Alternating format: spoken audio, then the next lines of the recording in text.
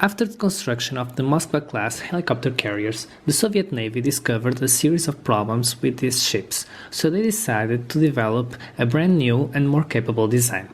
The Moskvas had proven the concept of the helicopter as the most lethal weapon against submarines, but the appearance of large quantities of NATO oceanic patrol planes caused some concern because they could easily detect and destroy Soviet ICBM submarines. The Navy's budget was always under tight control, so they had to develop a ship that could carry a large quantity of helicopters, anti-ship missiles, fighter planes for aerial defense, and all of that on the smallest displacement as possible. The result was construction of the Kiev-class heavy aviation cruiser. The West criticized the concept idea behind these ships as being widely inferior to a nuclear American carrier, but the truth is, these ships weren't designed as carriers per se. They were built for a very specific role, to destroy enemy submarines and, at the same time, protect their own ships and submarines from American forces. Then, and if required, they could also perform limited, but still useful, attacks using the Yak-48 Vital Strike Fighters. A total of 4 Kievs were built: Kiev, Minsk, Novorossiysk, and Baku. This one completed with a few differences on the main weapons and sometimes considered as a separate class ship. They usually carried 16 anti-submarine Kamov Ka-25 Hormone helicopters and a squadron of 12 Yak-48 Foger strike fighters on board. While American carriers relied on their planes for attack and defense, the Kievs were heavily armed to defend themselves alone if needed. If an American carrier was detected, they could attack it with 4 double launchers for the SSN-12 Sandbox anti-ship missile, with 2 reloads for each missile, and they also had 2 Cyan-3 Goblet medium-range and 2 Cyan-4 Gecko short-range surface-to-air missiles for aerial defense. 2 76mm double-gun turrets and 8 40mm SEALs provide extra protection at shorter ranges against planes and missiles.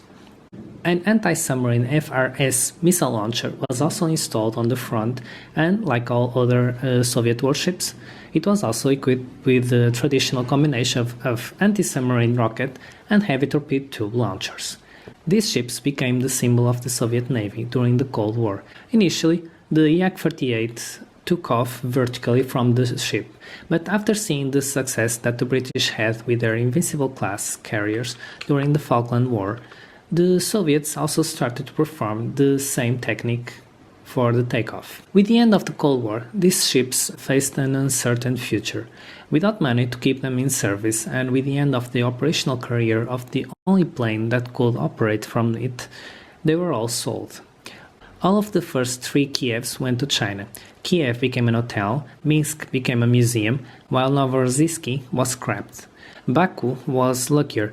The Indian Navy showed some interest on the ship, and after many years being remodeled, with lots of cost overruns, it was finally returned to service as the INS Vikramaditya.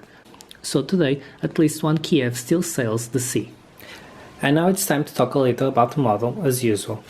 As you can see, the entire front of the ship is occupied by the weapons of the ship, and the rear it's dedicated for the aviation, for the helicopters and planes. So the ship occupies lots of room on the front with weapons, which severely limits the number of planes that it can carry.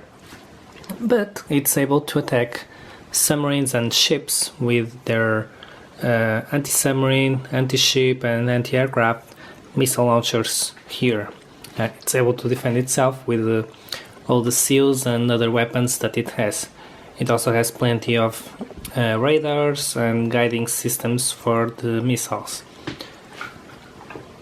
The ship has a very interesting idea here to put the flight deck on an angle.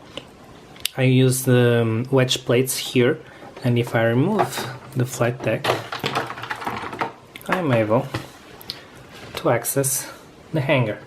Of course, it's not completed.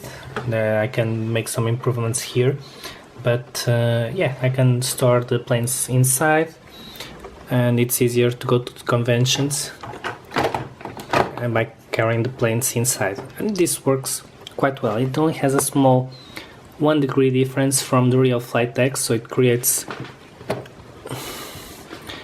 this great effect with the angle flight deck. Another very interesting thing here on the front is the number of shields, wind shields and blast shields that the ship has to deflect and protect some of the guns. You can see some of them here, some of them here as well, with these slopes, and this one here. This one is very interesting because they put this one to deflect the blast from this gun from not affecting the flight deck, but they then discovered that it creates a wind that if the plane takes off at full speed, it gets off the way because of the wind, so they put another shield over there.